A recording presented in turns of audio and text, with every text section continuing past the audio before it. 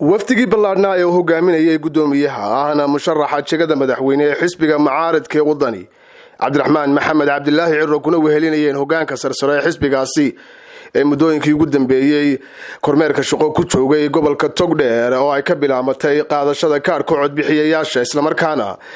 kormeer ku soo maray deegaanada hoos yimaada gobolkaasi ay ka socoto qaadashada kaarka codbixiyayaasha ayaa waxa uu maalintii shalay ahayd waftiga gudoomiyuhu hogaaminayo ay kormeer ku soo mareen deegaanada ay ka socoto qaadashada kaarka codbixiyayaasha ee degmooyinka hoos yimaada Harasheekh Sabawanaag Salaxley iyo Labisagaalo waxaana gudoomiyuhu intuu deegaanadaasi uu marayay waftigiisu ay ku boorinayeen dadka deegaanadaasi inay qaataan kaarka codbixiyayaasha waftiga uu hogaaminayay gudoomiyahana musharaxa jagada madaxweyne cabdiraxmaan maxamed cabdilaahi ciro ayaa waxay habeennimadiisu soo biyashubteen degmada Salaxley oo halkaasi si weyn loogu soo dhaweeyay iyadoona ahayd habeen xilli dambe balse dadka deegaankaasi ay u hamuun qabeen sida ay u soo dhaweyn lahaayeen waftiga uu horkacayo cabdiraxmaan maxamed cabdilaahi ciro waxaana dadka deegaanadaasi salaadiinta cuqaasha waxgaradka iyo waliba siyaasiyiinta hogaanka sare xisbiga wadani kamidi ay halkaasi hadal ka soo jeesay markaana dadka ay ku booriyeen sida ay u qaadan lahaayeen kaarka codbixiyayaasha deelaysan xaqaad weydeen 26 sanadood insha Allah inuu isbedelku degmadii Salaxley ka cadaadayna caawaba fariin bay u tahay qolooyinkii kulmiye qolooyinkii ciid aad iyo aad baan u soo dhaweynaa isla markaana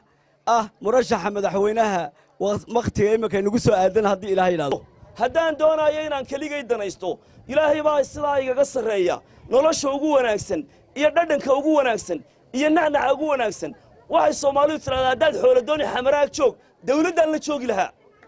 dawladda ayaan la joogi lahaa waxa igu sababay in isbedel maanta yimaado igu kalifay waxaan arkay mustaqbalkii iyo dantii dadka iyo dantii deegaanka iyo dantii Soomaaliland midna inay dawladda maanta aysan ku jirin Somaliland baad ugu bareedeen sidii loo badbaadin lahaa ninka maanta doonaya kulmiye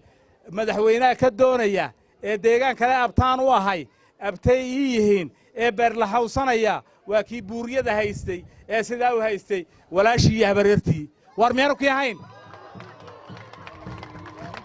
ma mid labaad baa halkan ka salaamaya dhammaan reer Salaxley baan ka salaamaya dhammaan dhalinyartii maanta shaqaysan ka salaamaya dumarkii baan ka salaamaya qof kasto hagar laan u shaqeeyay baan ka salaamaya waxa ay laba goor codkooda siiyeen xisbigii u cid ee ay soo saareen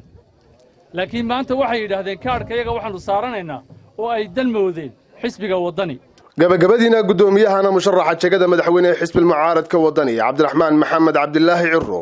ayaa waxa uu dadweynihii uga mahadnaqay sidii ballaadhnayd ay u soo dhaweeyeen isla markaana waxa uu ku booriyay inay qaataan kaarka codbixiyayaasha dhammaan bulshooyinka shacbiga degmada Salaxley ilaa saaki halkan ugu foognaa inay soo dhaweeyaan aniga ku hadlaya dhammaan magaca wafdiga waxaan idinka mahadnaqaynaa maamuuska iyo milgaha aad noo muujiseen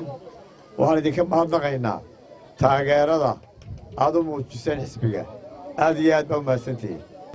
waxaanu ka soo bilownay safarka iyaga gobolka Togdheer inan halkan ka hadashay baa waxay tidhi waan damqaday laakiin damqashadaasi keligeed kuma aha shacbigu dhammaantii wuu damqaday waxaanay doonayaan isbeddelkiina maanta